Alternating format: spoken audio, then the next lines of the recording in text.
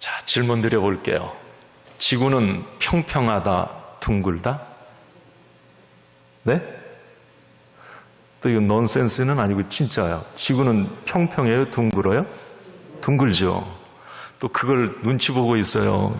유치원생도 아는 답인데. 네. 자, 우리는 이 지구가 둥글다는 걸 알아요. 자, 그런데 중세시대까지는 지구가 평평하다라고 생각을 했어요. 그건 우리가 다 배운 이야기예요. 저런 모습일 거다. 그래서 지구는 평평하기 때문에 바다 끝에 가면 낭떠러지가 있어서 저렇게 다 떨어져 죽는다고 생각을 했어요. 바다 끝 멀리 가는 것은 아주 위험한 일. 지구가 평평하니까. 자, 이런 생각이 팽배하던 시대에 지구는 둥글다라고 확신을 한 사람이 있었죠. 그래, 그는 실제 바다 끝까지 가봅니다. 누굽니까? 탐험가 콜럼버스예요. 그는 바다 끝까지 가서 지구는 평평한 게 아니네? 둥그네? 그러면서 그 끝에서 아메리카 대륙을 콜럼버스는 발견하고 그 당시 잘못된 편견과 학설, 지식, 이론을 뒤집습니다. 다시 말하면 그 당시 모든 사람들이 갇혀 있는 그 선을 넘어가 본 사람, 그래서 신대륙을 발견하고 또 다른 세계를 본 사람, 이 콜럼버스예요. 자, 오늘 말씀의 제목이 선을 넘는 그리스도인이에요.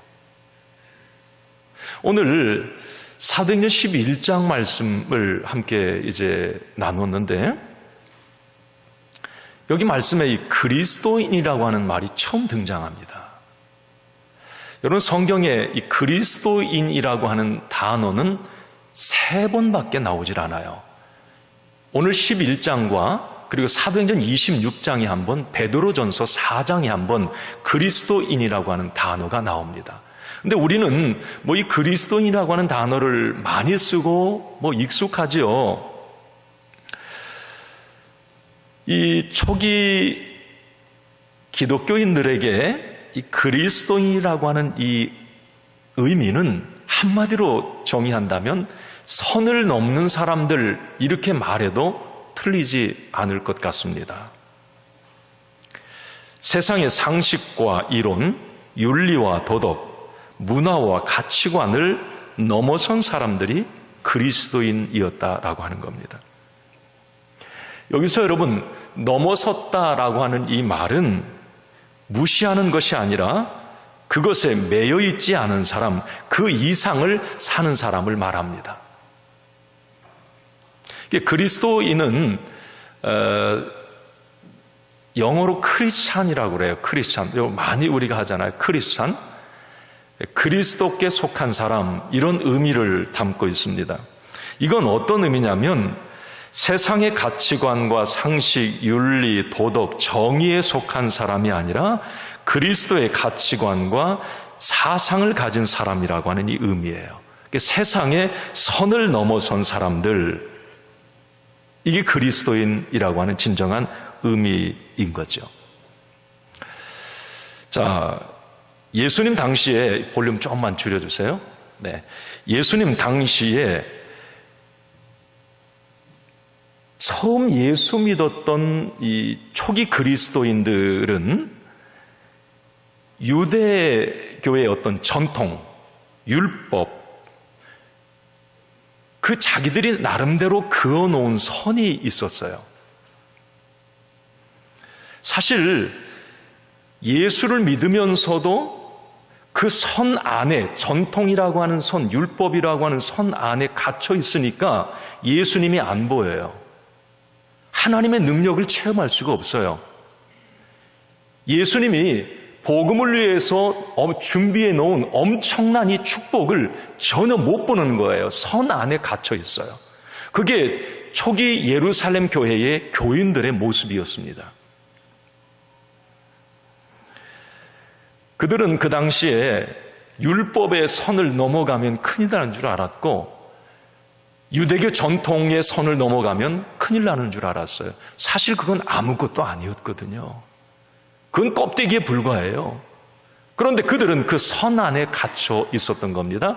자, 오늘 이 본문에 처음 그 유대교인들의 모습을 말씀해 주고 있는데 19절을 한번 여러분 오늘 같이 읽어봅니다. 시작. 그때에 스데반의 일로 일어난 환난으로 말미암아 흩어진 자들이 베니게와 구브로와 안디옥까지 이르러 유대인에게만 말씀을 전하는데, 자, 성경을 다시 한번 띄워줘 보세요. 네.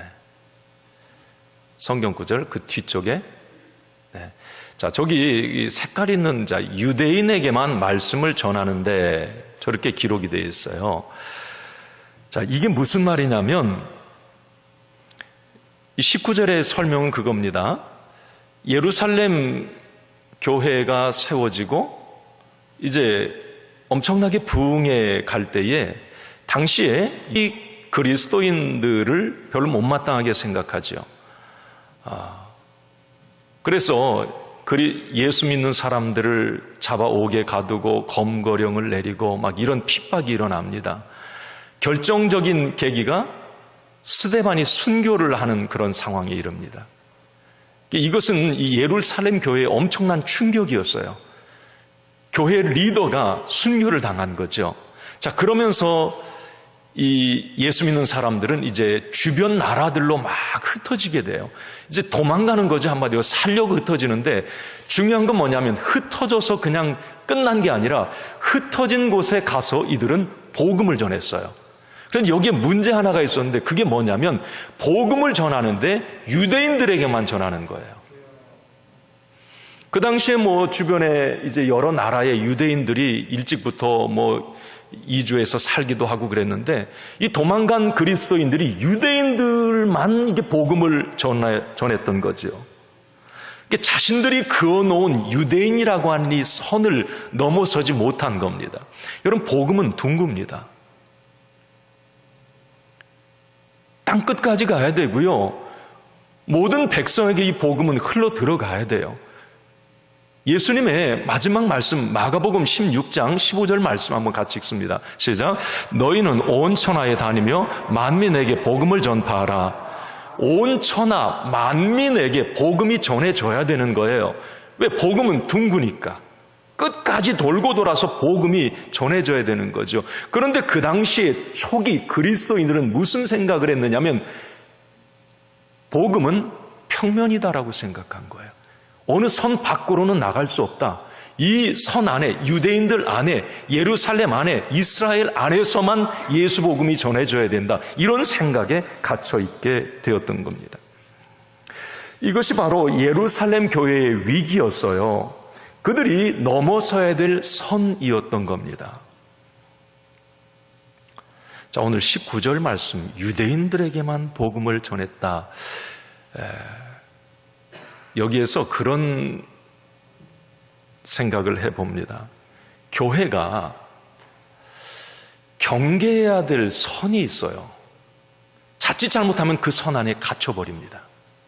지금 유대인 그리스도인처럼 말이죠. 그러면 그 선 안에 갇혀지게 되면 교회는 생명력을 잃고 위기를 초래할 수가 있어요. 많은 역사 속에서 교회들이 자기들이 그어놓은 그 전통, 어떤 선의 갇힘으로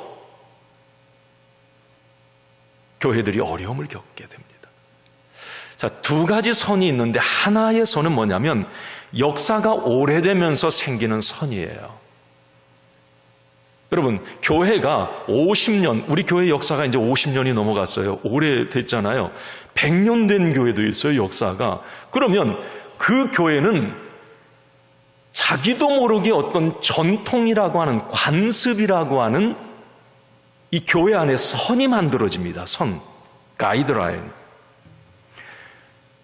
그래서 그 안에 갇히는 경우가 참 많아요. 사실 교회는 하나님의 말씀, 예수 그리스도의 십자가와 부활의 복음에 갇히고 그것에 묶여야 교회가 생명력을 얻고 살아나는데, 사람이 만든, 역사가 만든 어떤 그런 전통과 관습, 경험이라고 하는 선에 묶이게 될 때 교회는 결국 생명을 잃게 되는 거예요. 이게 우리가 경계해야 될 부분입니다. 여러분, 우리 주일교회는 주의 복음에 묶이길 바랍니다. 선이 있어서는 안 돼. 자, 또 하나의 선은 뭐냐면 교회 공동체가 커지면서 생기는 선이에요. 이 초대교회도 마찬가지였어요. 교회가 성장하고 부흥하면서 여러분 뭐가 생겨요? 조직이 생기죠. 그리고 어떤 제도가 생깁니다. 물질도 생기게 돼요. 프로그램도 만들어져요. 초대교회도 구제 프로그램을 만들고 7집사의 조직을 세워요. 자, 그런데 여러분 중요한 것은 이건 본질이 아니에요. 본질은 하나님의 말씀이고 본질은 예수 그리스도입니다. 그런데 자칫 교회가 자라가면서 이제 어떤 조직과 제도, 이 비본질적인 것을 중요하고 그걸 앞세우다 보면 교회는 화석화돼 버릴 수밖에 없습니다. 인본주의 교회가 돼요. 사람 냄새 나는 교회가 돼요. 하나님 냄새가 나고 교회에 오면 정말 말씀의 냄새가 나고 그래서 행복하고 그래야 되는데 사람 냄새만 나, 교회가. 이건 문제거든요. 여러분, 교회는 이렇게 자연스럽게 생기거나 사람이 만든 이 선을 넘어서지 못하면 결국 교회의 색깔을 잃어버리고 쇠퇴하고 만다는 겁니다. 하나님과 상관없는 교회가 되고 마는 거죠. 따라서 교회는 이 두 가지의 선, 전통, 관습의 선, 인본주의의 선을 늘 경계하고 끊임없이 따라합시다. 하나님 중심, 말씀 중심, 복음 중심, 이런 교회가 되어야 됩니다.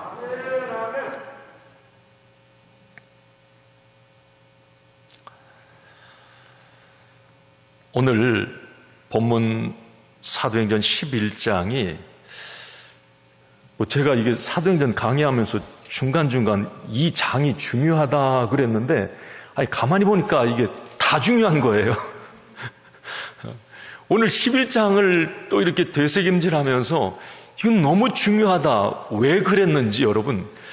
자, 유대인들에게만 복음을 전했어요. 19절에. 자, 그런데 이제 사도행전 11장 20절이 너무 중요한데 이제 이 복음이 유대인의 선을 넘어가게 됩니다.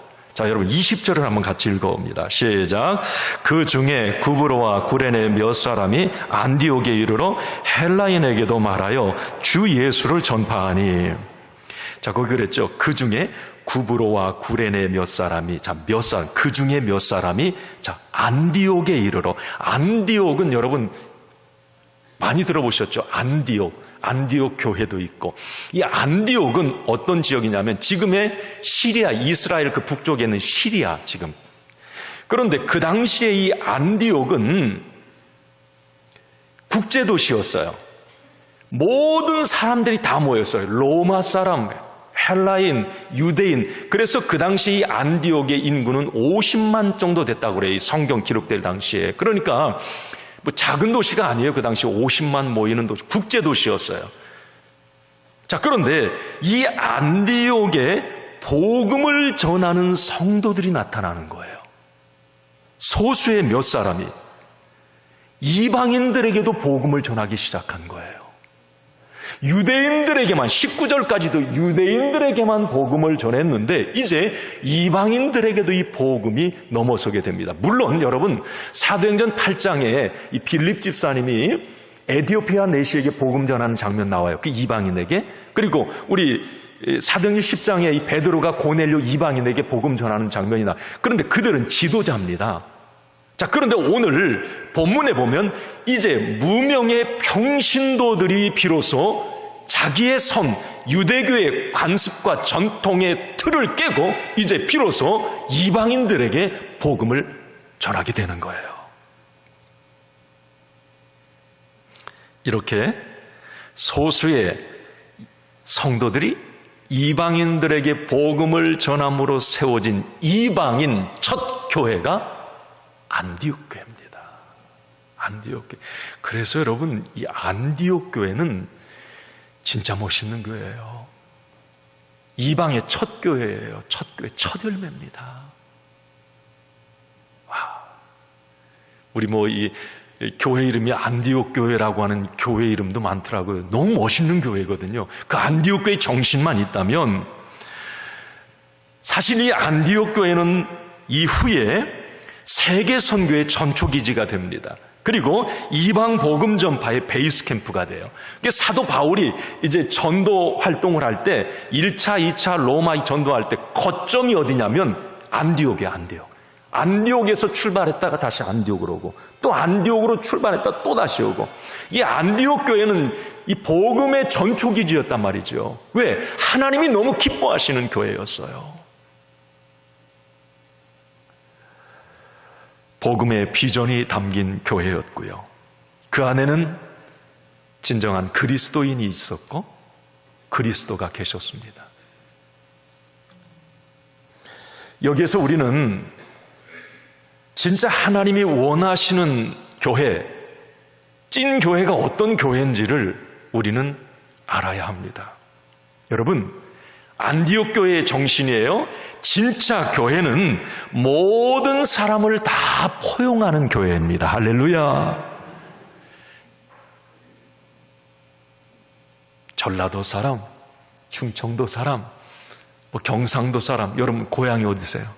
여기 팔도에서 다 모이셨겠지요? 그리고 배운 사람, 못 배운 사람, 가진 사람, 못 가진 사람, 다세대, 다문화, 다계층의 사람이 복음으로 하나 될 수 있는 교회, 이들을 조건 없이 용납하고 품을 수 있는 교회, 이런 교회가 하나님이 꿈꾸시는 교회예요. 여러분, 우리 주일교회가 이렇게 안디옥 교회처럼 모든 사람들을 다 품을 수 있는, 어떤 사람이라도 품을 수 있는 그런 품 넓은 교회가 되기를 바랍니다. 지역의 모든 사람들을 복음으로 품을 수 있는 넉넉한 교회가 되길 바랍니다. 이런 교회들은 조금은 뭔가 부족한 게 있는 교회들이에요. 예를 들면 가난한 사람들만 모여. 거기는 누가 못 가요? 부자가 못 갑니다. 눈치 보여서 못 가요. 또 어떤 교회는 예를 드는 거예요. 부자들만 모였다고 그래봐요. 그러면 거기 가난한 사람들은 죽어도 그 교회 못 가요. 제가 창원에서 목회할 때 그 창원 지역에는 이 공단 지역이기 때문에 전라도 사람들이 그렇게 많이 와 살아요. 진짜 많아요, 전라도 사람. 오래전부터 와가지고 집 가지고 번듯하게 사는 사람, 전라도 사람들이 대부분이야. 그런데 제가 소식 하나 들은 게 뭐냐면, 그 당시에 어떤 교회는 전라도 사람이 70%래요. 그 교회, 창원에 있는 교회가. 왜 그러냐고 물어보니까 그 담임 목사님이 전라도 목사님이래요. 그래가지고 이제 어쨌든 그래서 그런지 몰라도 전라도 사람이 70%가 되니까 다른 지역의 타 도시 사람들이 가면 은근히 전라도 자기 사람들끼리 모인다는 거야, 끼리끼리. 그래가지고 괜히 소외받고 그래서 그 교회를 안 간다는 거예요. 그 얘기를 제가 언뜻 들었단 말이에요. 이거 건강하지 못한 거예요. 어떤 교회는 젊은이들만 모인다? 이것도 뭔가 결핍이 있는 겁니다. 여러분, 안디옥 교회는 모든 사람들이 다 모였다는 거예요. 모든 사람들이. 가난하든 부자든 배웠든 못 배웠든 명예가 있든 없든 젊은이든 나이가 드셨든 모든 사람들이 모여서 하나님을 찬양했던 교회가 안디옥 교회예요. 안디옥 교회. 용광로와 같은 교회, 모든 것을 다 녹여내는 교회. 여러분, 우리 주일교회가 그런 안디옥 교회가 되길 바랍니다. 어떤 사람들이 우리 주일교회라도 다 품을 수 있어야 돼요. 할렐루야. 여러분, 그래야 됩니다. 저는 이런 교회를 꿈꿔요. 네. 그냥 끼리끼리 우리끼리만, 저 교회 가니까 들어갈 수가 없어. 그 틈에 이런 틀이 있고 이런 틀이 있어서 내가 껴들어갈 수가. 여러분, 이런 얘기 나오면 안 돼요. 주일교회에서. 누구든지 가니까 편하네. 그 교회에 다 나도 행복하게 믿음 생활할 수 있어. 그 교회에서. 이런 고백들이 있어야 돼요. 이렇게 여러분, 하나님이 기뻐하시는 교회가 되니까, 자, 이렇게 하나님이 기뻐하시는 안디옥 교회가 세워질 때 그 교회에 어떤 역사가 일어났느냐면 21절을 한번 같이 읽습니다. 주의 손이 그들과 함께 하심에 수많은 사람들이 믿고 주께 돌아오더라. 아멘. 주의 손이 그들과 함께 하셨다. 오늘 여기 말씀해요. 하나님이 기뻐하시는 교회, 모든 백성들, 온 세상 모든 민족이 함께 할 수 있는 그런 교회가 되니까 주의 손이 그들과 함께해서, 여기 주의 손은 하나님의 능력, 하나님의 임재를 말합니다. 이 말은 무슨 말입니까? 안디옥 교회에는 늘 기적과 표적의 역사가 일어나고 초자연적인 응답의 역사들이 일어났다는 거예요. 주의 손이, 이 주의 손은 그런 능력을 말하거든요. 하나님이 기뻐하시는 교회가 되니까 하나님이 역사하시는 거예요. 하나님이 역사하니까 어때요? 야, 그 교회 가니까 응답이 돼. 그 교회 가니까 야, 열매가 있어. 그 교회 가니까 정말 복음이 살아있어. 주의 손의 역사가 일어날 때 여러분, 그 다음에 수많은 사람들이 믿고 주께 돌아오더라 그랬어요. 자연적으로 교회가 성장을 하게 되는 거예요. 무슨 프로그램을 해서 막 뭘 사람이 노력을 해가지고 제도 만들어서 교회가 성장한 게 아니라 주의 손이 역사하니까, 하나님의 능력이 그 교회에 나타나니까, 하나님의 기적의 역사가 그 교회에 늘 일상화돼서 나타나니까 사람들이 소문을 듣고 몰려들게 되더라는 거죠. 여러분, 우리 주일교회가 주의 손이 역사하는 교회가 되기를 바랍니다.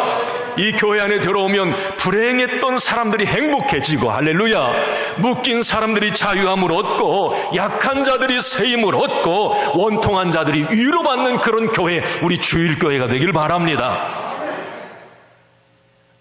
얼마나 멋있어요, 여러분. 안디옥 교회가 그런 교회가 최초의 교회로 세워진 거예요. 여러분, 이렇게 이제 밖에서 예루살렘 본부 교회 밖에 안디옥 이방 지역에 교회가 세워지고 막 역사들이 일어난다고 하는 이 소문을 예루살렘 본부 교회에서 듣고 또 충격을 받습니다. 여러분, 지난 시간에 베드로가 고넬료 집에서 밥 먹었다고 하는 그 문제로 째째하게 예루살렘 본부 교회 지도자들이 막 베드로를 비난하고 하는 장면 봤잖아요. 그런데 또 충격을 받은 거예요. 안디옥 교회 그 교회가 세워졌다고, 거기에 역사들이 일어난다고, 주의 손이 역사하고 능력이 나타나고, 마가의 다락방에서 있었던 성령의 역사가 거기에도 나타나고, 예루살렘 교회 초기 그리스도인들은 그런 부분에 대해서 자존심도 약간 상했고, 야, 이게 왜 그러지? 그러면서 여러분, 놀라운 것은 드디어 철옹성과도 같았던 예루살렘 교회 사람들의 유대인의 전통과 그들의 어떤 율법과 모든 틀이 깨어지고 그들은 세상 밖으로 나오기 시작합니다. 자신들이 그어놓은 선을 넘어선 거죠. 하나님이 얼마나 이 모습을 보고 기뻐하셨을까. 네. 그리고 그들은 결국에는 아주 놀라운 결정을 하나 하게 됩니다. 자, 이게 22절에 나와요. 예루살렘 본부교회가 결정한 거예요. 자, 한번 읽습니다. 시작. 예루살렘 교회가 이 사람들의 소문을 듣고 바나바를 안디옥까지 보내니. 아멘. 여러분, 이거 오늘 22절도 역사에 남을 구절이에요. 이게 왜 그러냐면 예루살렘 교회가 안디옥 지역에서도 하나님의 역사가 일어난다고 하는 이 소식을 듣고 자기의 틀이 깨진 거예요. 야, 하나님은 예루살렘 안에만, 이스라엘 안에만 계신 분이 아니라 우리 유대인들에게만 역사하는 분이 아니라 정말 예수님의 유언 말씀대로 세상 모든 민족에게 역사하시는 하나님, 복음은 세상 모든 민족이 들어야 될 진리, 이 부분에 대해서 이제 그들도 인정을 하게 되는 겁니다. 그러면서 정식 선교사를 예루살렘 교회에서 이제 안디옥 교회에 파송을 하는 거예요. 여러분, 최초의 평신도 선교사가 누굽니까? 바나바입니다. 정식 예루살렘 교회에서 파송한 최초의 평신도 선교사 바나바예요. 바나바. 사실 이방 지역에, 그것도 세계 각국 사람들이 모이는 이 사치와 향락과 음란의 국제 도시에 예루살렘 교회 지도자들이 정식으로 바나바라고 하는 리더 평신도 선교사를 파송했다? 이건 여러분 꿈에도 생각할 수 없는 일이에요. 그런데 성령님은 그렇게 역사하시는 거예요. 선을 넘어서는 겁니다. 이제 틀을 깨고 알을 깨고 나오라는 거죠. 그런데 놀라운 것은 이렇게 이제 안디옥 교회에 파송된 이 바나바는 진정한 그리스도인의 모델이었음을 우리가 압니다. 오늘 이 그리스도인이라고 하는 이 단어, 이제 이 부분에 한번 집중을 해봐야 됩니다. 바나바가 찐 크리스찬이었어요. 저는 오늘 이 바나바를 보면서 우선 여러분들을 축복하는데, 우리 주일교회를 축복하는데, 정말 우리 한 사람 한 사람이 바나바와 같은 진정한 그리스도인들이 되기를 바랍니다.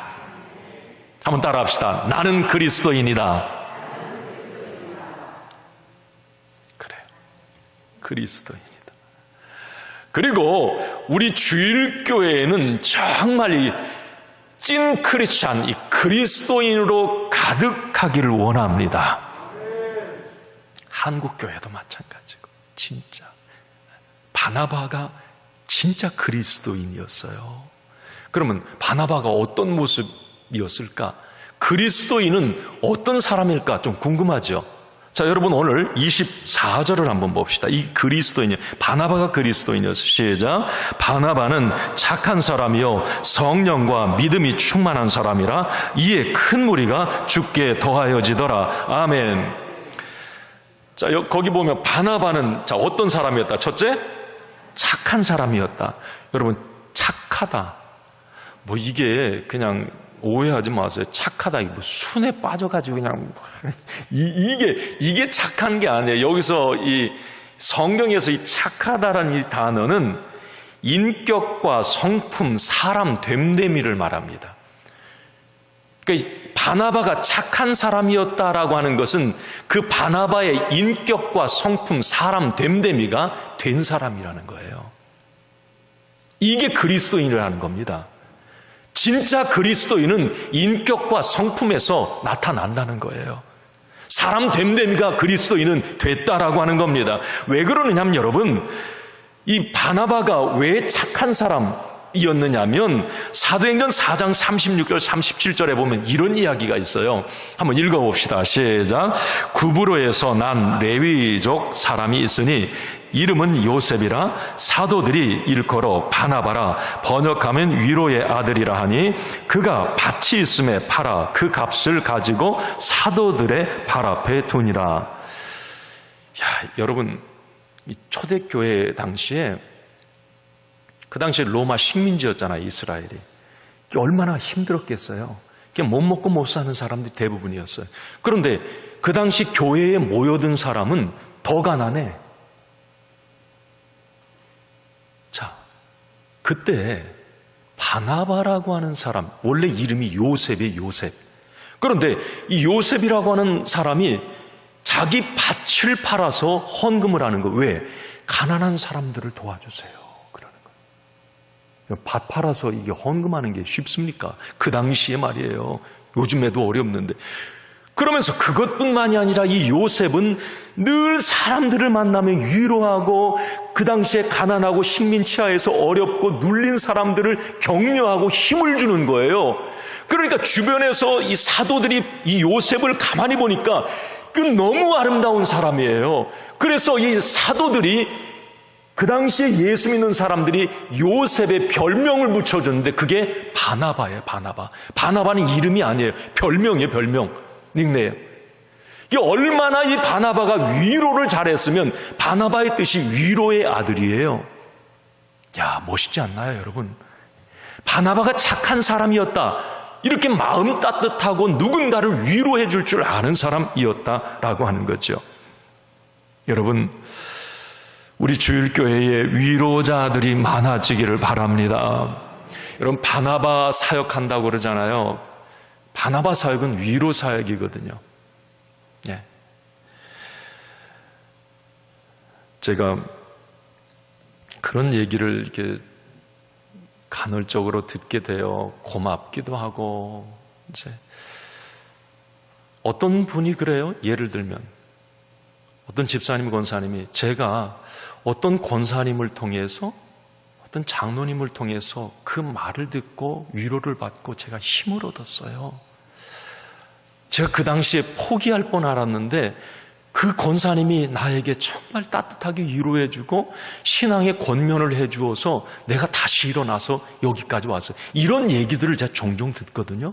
자, 그러면 그 사람을 위로한, 그 당시에 그 사람을 위로해서 바로 세워주고 격려해줬던 그분이 누군가? 그분이 제2, 제3의 바나바인 거예요. 여러분, 교회 안에서 예를 들어서 어떤 권사님이, 장로님이, 어떤 집사님이 나하고 같이 신앙생활하는 누군가가 지금 뭔가로 힘들어하고 고통스러워한다면 정말 그들을 위로해 줄 수 있는 바나바, 이 사람이 진정한 그리스도인이라고 하는 겁니다. 착한 사람. 또 하나는 여러분, 이 바나바가 그리스도인이었다라고 하는 것 가운데 이 그리스도인의 덕목은 두 번째로 성령과 믿음이 충만한 사람이에요. 바나바가 오늘 성령과 믿음이 충만한 사람이었다라고 말합니다. 여러분, 성령 충만했다라고 하는 건 뭘 말합니까? 성령 충만하면 주의 판단력과 하늘의 지혜, 영적 분별력을 가진 사람이에요. 성령 충만하면.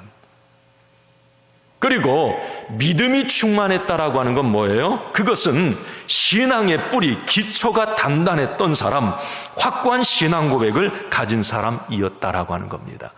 자, 그러면 우리는 그리스도인이라고 저와 여러분들이 아까 고백했잖아요. 자, 그러면 한번 이렇게 우리 따라해 볼까요? 성령 충만, 믿음 충만. 네. 세상이 너무 혼탁하잖아요. 혼란스러워요. 우리가 이런 세상에 중심 잡고 살려면 성령 충만하고 믿음 충만해야 돼요. 유혹에 넘어지지 않기 위해서 성령 충만해야 되고요. 흔들리지 않기 위해서 믿음의 뿌리를 굳건히 내려야 돼요. 이게 그리스도인인 거예요. 이게 세상의 진짜 그리스도인인 거예요. 그리스도인이라고 하면서 세상에 그냥 이런 유혹에 넘어지고 이리 휩쓸거리고 저리 휩쓸 막 이렇게 왔다 갔다, 이건 그리스도인의 모습이 아닙니다. 저와 여러분들이 성령과 믿음이 충만해서 정말 하나님 보실 때에 견고한 그리스도인으로 세워지기를 주님의 이름으로 축원합니다.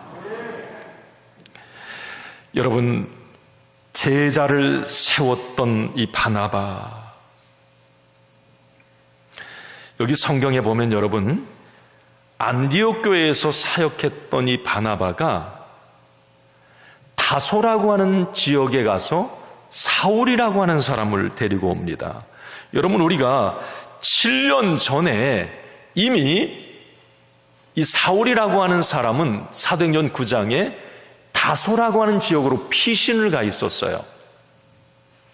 그곳에서 7년 정도 있었던 이 사울을 바나바가 안디옥 교회로 데리고 옵니다. 자, 여러분, 오늘 25절, 26절 상반절에 이렇게 기록되어 있는데 한번 읽어보실까요? 바나바가 사울을 찾으러 다소에 가서 만남에 안디옥에 데리고 와서, 여기서 우리는 그런 생각을 갖게 돼요. 만약에 이 바나바가 아니었으면 위대한 전도자, 이방인의 사도 바울은 없었을 겁니다. 바나바의 위로와 권면을 통해서 자신을 능가하는 세계적인 영적 지도자가 일어났던 것입니다. 우리는 여기에서 바나바의 영적 탁월함, 사람을 알아보고 세울 줄 알며 함께 팀으로 함께 일할 줄 아는 이 리더십을 보게 됩니다. 이게 진정한 그리스도인이라고 하는 거죠. 그리스도인은 나 한 사람만 보는 게 아니라 다음 사람, 다음 세대, 다음 제자들을 보고 세울 줄 아는 사람이 그리스도인이라고 하는 거예요. 바나바가 그런 사람이었어요. 사울을 세우잖아요. 만약에 바울이 없었으면 신약 성경 반절 이상은 없었을 거예요. 얼마나 귀한 바나바입니까? 여기서 우리는 그걸 하나를 잊지 말아야 돼요. 여러분, 교회는 독점하는 곳이 아니라 나누고 협력하는 곳입니다. 아시겠습니까? 내가 다 할 수 있어도 다른 사람들을 세워줄 줄 알고 함께 일할 줄 아는, 그게 교회예요. 그래서 여러분, 교회 내에서 독불장군이란 있을 수가 없습니다. 아무리 능력이 많아도 내 주변 누군가 집사님, 권사님, 장로님을 또 세워주고 내가 다 할 거야, 내가 다 할 거야, 아니에요. 당신도 함께 해주세요 라고 함께 할 줄 아는, 그게 교회라고 하는 거예요. 복음적 교회는 다양한 사람들이 함께 세워가는 교회입니다. 그리고 진정한 그리스도인은 다음을 생각하는 사람. 여러분, 여기 다음을 생각한다고 하는 것은 다른 복음의 전달자, 사명자를 세우는 거예요.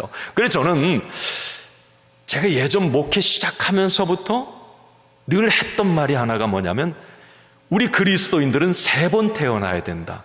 자, 몇 번 태어나야 된다고요? 3번 태어나야 된다.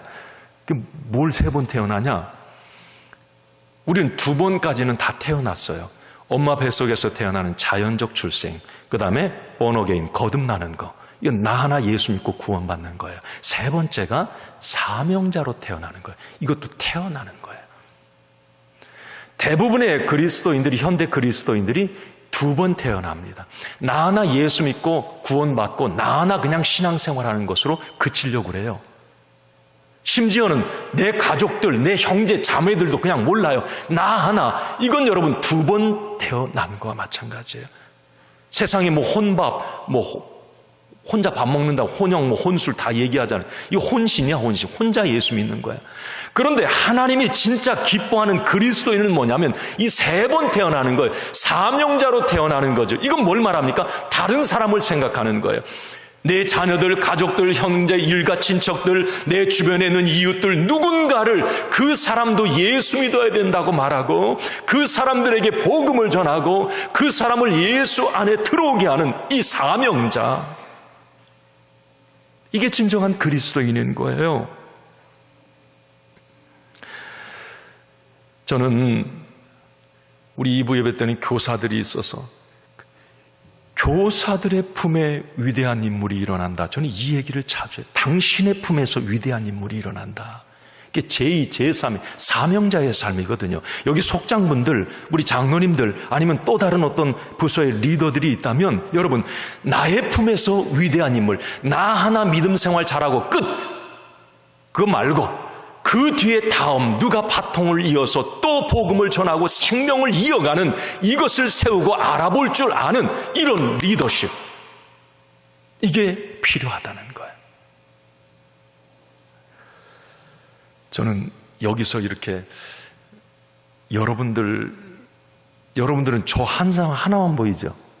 성가대도 보이는가? 자, 저는 여러분들이 이렇게 다 보이잖아요. 그러면 제가 답답할 때가 많이 있습니다. 다른 것 때문에 답답한 게 아니에요. 교회의 미래를 보면 꽉 숨이 막혀올 때가 있어요. 이 이야기는 제 아내에게 자주 표현하는 말입니다. 왜? 여기 60대 이상 손 들어보라면 얼마나 될까? 자, 그러면 10%. 자, 20년 지나면 우리 교회 여기 누가 앉아 계실까? 저는 너무 답답한 거예요. 자, 여러분, 여기서 10%만 남는다고 해봐요. 이 교회가 교회 되겠느냐 말이에요, 지금. 그러니까 계속해서 뭔가 다음 세대가 일어나고 일어나야 되는데, 지금 이건 한국교회 문제이기도 해요. 우리 주일교회 문제만은 아니에요. 한국교회 문제인데 다음 세대가 없는 거예요. 지금 다음 세대. 절박합니다. 여러분, 오늘 바나바의 이 미래를 내다보는 해안, 그리고 다음 제자를 세우는 모습, 여기에 교회와 복음의 미래가 달려있지 않나, 그런 생각을 해봅니다. 여러분, 우리 모두에게 이 바나바 비전이 있기를 간절히 축원합니다. 이게 진정한 그리스도인의 모습이에요. 오늘 이제 말씀을 마칩니다. 여러분, 그리스도인으로 산다는 것, 이제 선을 넘는다는 거죠. 물론 나라고 하는 선, 세상의 선을 넘어간다고 하는 것은 쉬운 일만은 아닙니다. 부담스러울 수도 있어요. 귀찮을 수도 있습니다. 십자가를 져야 될 수도 있어요. 그러나 한 가지만 여러분 기억하세요. 나의 남은 인생 어떻게 살 건가? 그리고 무엇을 남길 건가?